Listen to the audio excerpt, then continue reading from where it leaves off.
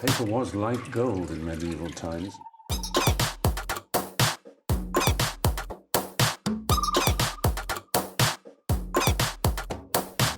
Oh, not tobacco, sugar. That everything we thought we knew about the world might turn out to be completely wrong.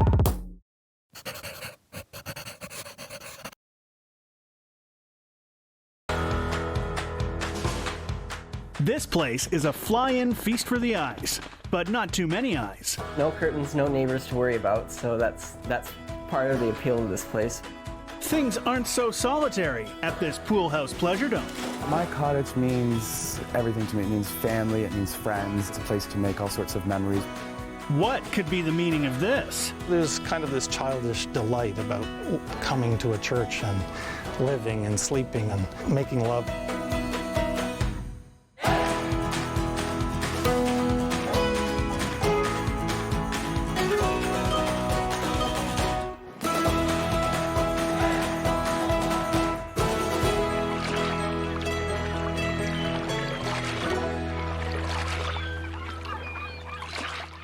I'm Trevor. And I'm Morgan, and this is our retreat. And what a retreat it is. It's a remote, tree-lined Xanadu called Chia. It's just off the west coast of Vancouver Island. What we really like about it is that it is round and it's got windows all the way around. And because it's on a point, it gives you a view at 270 degrees. And then inside we want it to be comfortable. We didn't want it to be fancy. But we want it to be nice. And there's a lot of wood. Some West Coasty things like the native art and it's pretty much an open concept, so you can see it all here. We got a bit of a living room and our dining area, and it's a great place to just hunker down and read a book.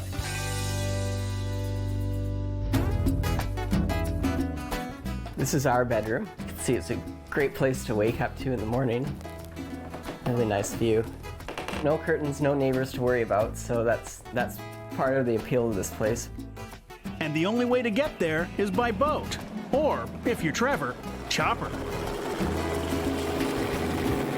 We fly here by helicopter from Vancouver area. It takes us about 50 minutes. I started flying when I was 18. I got a fixed-wing commercial helicopter license because I thought I wanted to be a pilot, but I didn't in the end. Trevor found an ingenious way to escape the commute. His family loves it, even Isla, the most recent addition. We took her in the helicopter the first time when she was 7 weeks old. We came here, and I'm not gonna lie, I was nervous, but I trust his piloting skills 100%, so I just strap her to me, and she usually sleeps the whole way. She's got baby headphones, and there you go, no problem. The beauty of the landscape makes the sacrifice well worth it. The good news, flying isn't the only conveyance to Chia. You and your supplies can also hitch a ride aboard the good ship Francis Barkley. Francis Barkley's great because it comes right to our dock. We can order groceries, it can bring us building supplies, it can bring our friends in, take them back. So it makes it easier for us to be out here. Trevor owns and flies his own chopper, but he's no slouch on the water either. In fact, is there anything he can't do? I've been on the water all my life, boating, and we build boats. North Pacific Yachts, our company. And so just being on the water and around, it's a big part of our lives.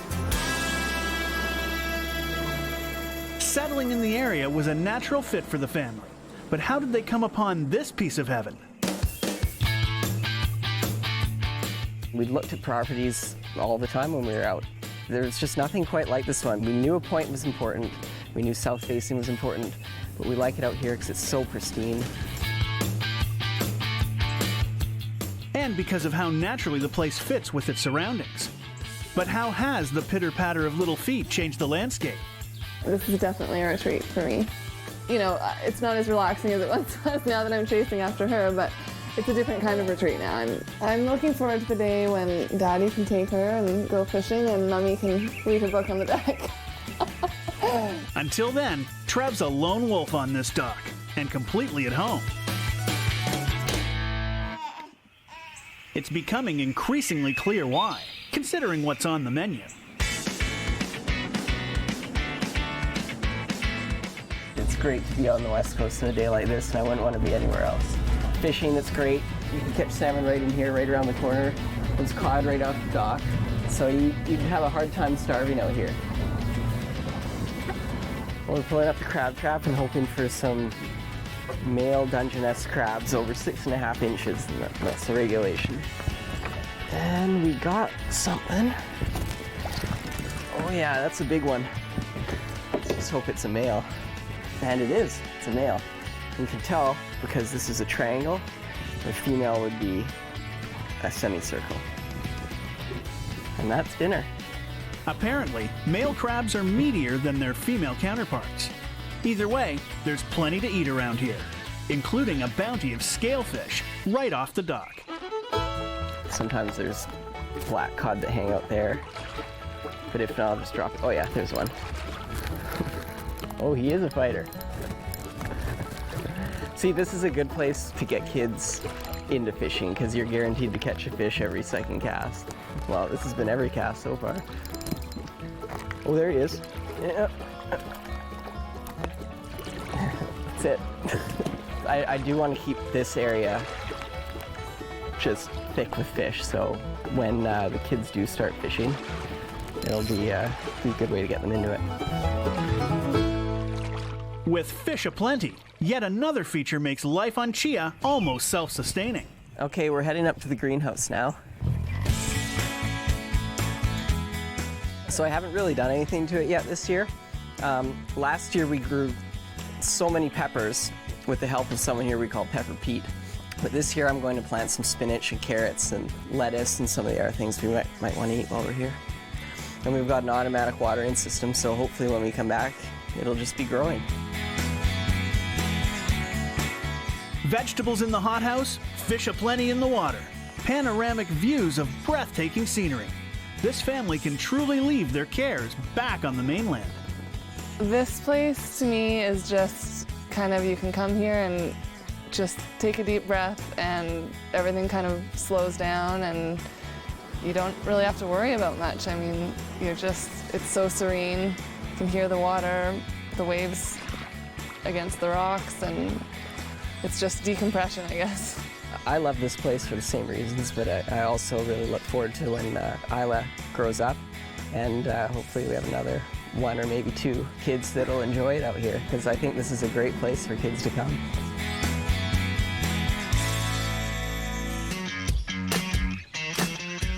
I used to go by it on my Sea-Doo and think, oh, that place is so great.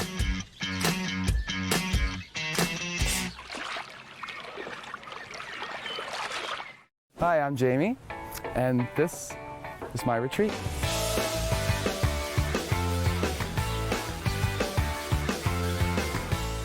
Simcoe, Ontario's 4th largest lake, has many great qualities, one of which its proximity to the big city. It's also where Jamie and Jeff transformed a pool house into their pleasure dome. So do they regret it? Short answer, no. It was the best decision we ever made because the pool house was just everything we needed. We didn't need more than what we have, and I couldn't be happier with it. The pool house really hit the sweet spot for these cottagers. Their old cottage was too small. The mansion for sale next door was too big. This modest dwelling was just right. But there were obstacles. Originally, the previous owner wanted to sell both cottages as a pair, and I didn't know that he was willing to split it up.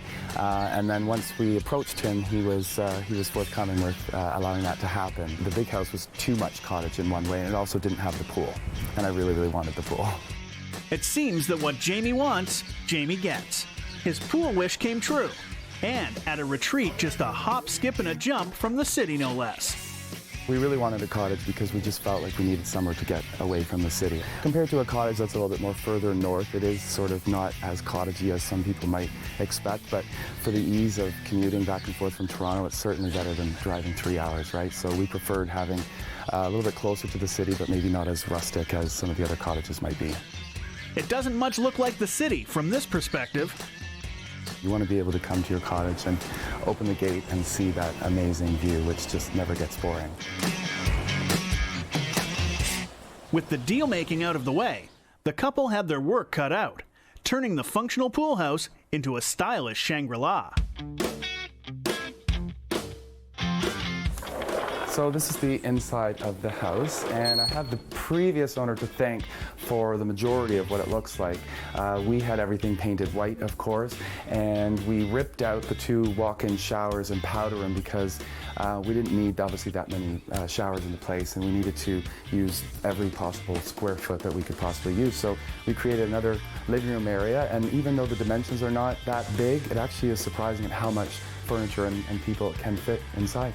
And then this is the rest of the first floor. Again, another seating area off the kitchen. And the kitchen area, of course, where everybody loves to hang out. And he had a different kind of island in here, so we had that taken out and one put in the middle so that the flow was a lot better for people. For a small place, it has a pretty grand staircase. And then upstairs, they didn't fill it up with, more bedrooms than it could handle, so he just did 2 really great-sized bedrooms. Each room has the most amazing view of the lake, and they get such great breezes. And we also have a sun deck on the 2nd floor. That if you like to wake up and have your morning coffee out here and just watch the sun come up, is a great place to be. Such a great place to be, in fact, that they often have guests they need to accommodate. But with just 2 bedrooms, where would they go? We decided to buy a Airstream, which again, something I've always admired, and park it on the land for now. And it just serves as an extra, bedroom or 2 for more guests to be able to come over.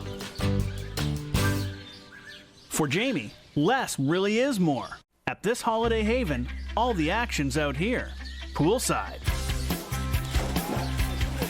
So you come up the house, and obviously you have the pool about 20 feet away from the house.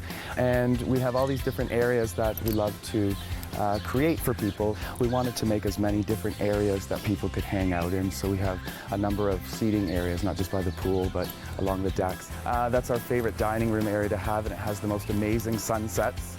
And then, of course, the Muskoka chairs all by the pool. Further down, we have our tiki bar, which everybody loves to congregate by. And of course, the view and the lakefront, and we have the dock down below. They do have a sea-doo and some kayaks, and the sea-doo is so much fun. It's just so great to just hop on it, and you get to see actually then what everybody's place looks like from the water as opposed to from the streets.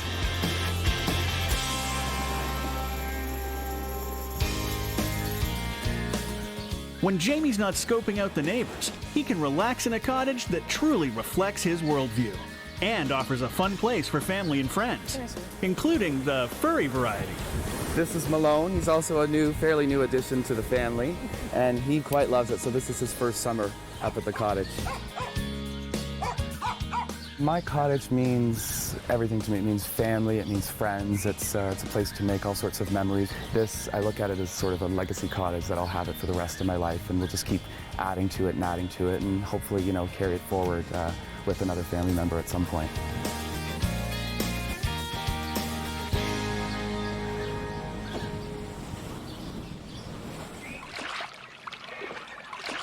Speaking of carrying things forward, He was insisting that it get moved off the site. He gave us 1 month to get it all together, and he said if it's not gone by the end of November, I'm tearing it down. Hi, I'm Chris, and this is my retreat.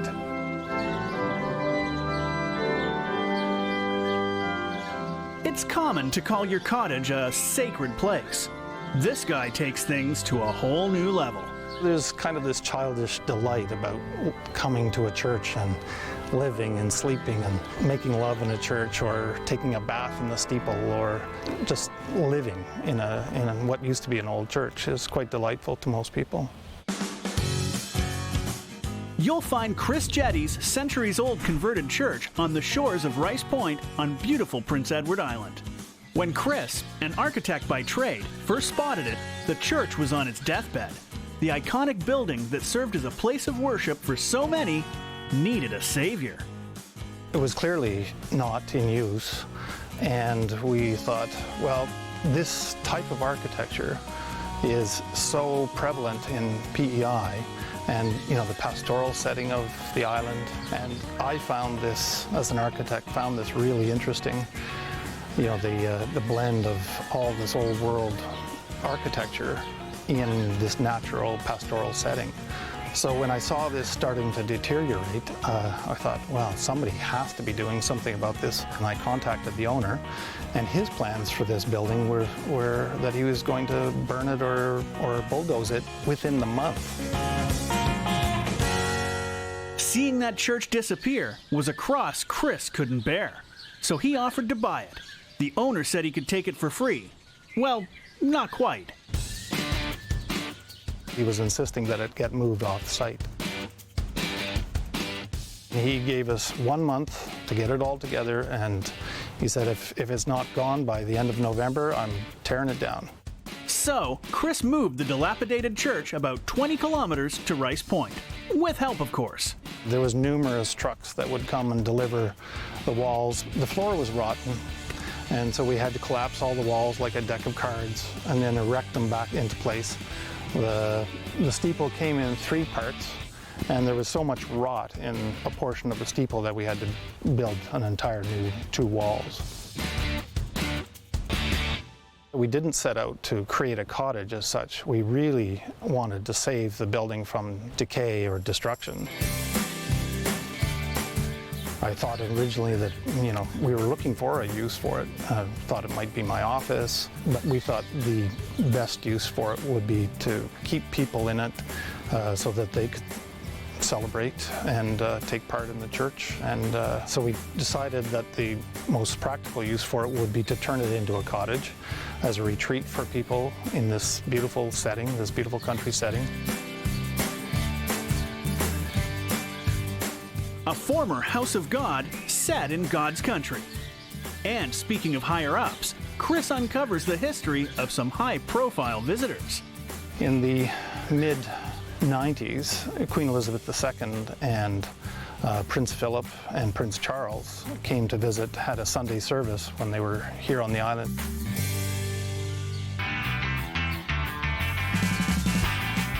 Architect Chris Jetty got this Scottish Presbyterian church for free. All he had to do was move it 20 kilometers down the road, rebuild the steeple, and then figure out what to do with it. Shortly after taking possession, he discovered the old building held a lot of history in its rotting walls.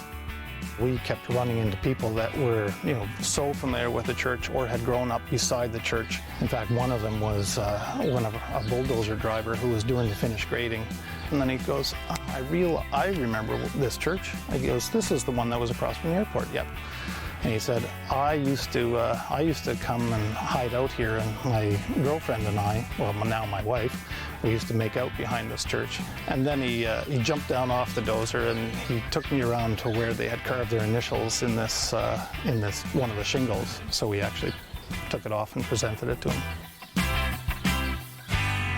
Other guests weren't of the initial carving kind, unless you're talking sterling silver.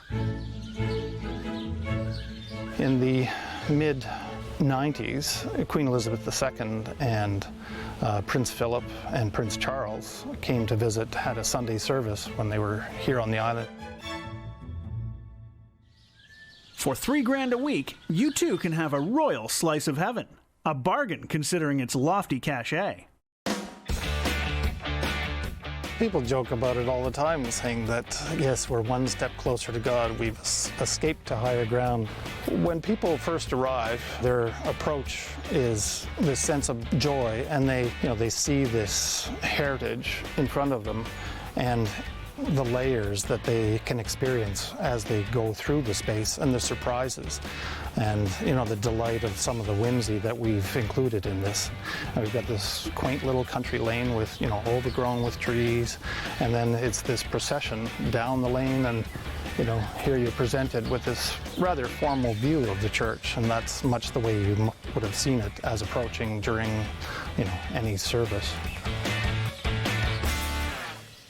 While the exterior has preserved the sanctity of the church, Chris's work on the interior is a blend of modern finishes and hints of its history.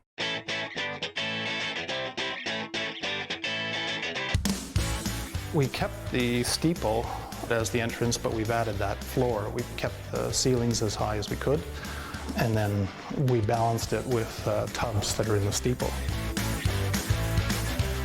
In this great room, this used to be where the altar was, and everybody was always looking in this direction. And so we put a curtain wall of glass on that wall so they can take in this great view. And whether you're sitting here watching TV or sitting in a circle, you're always aware of that great view, and the Charlottetown Harbor over here, and St. Peter's Island, and Northumberland Strait, and the hot tub. It's all about the balance between the traditional and the modern.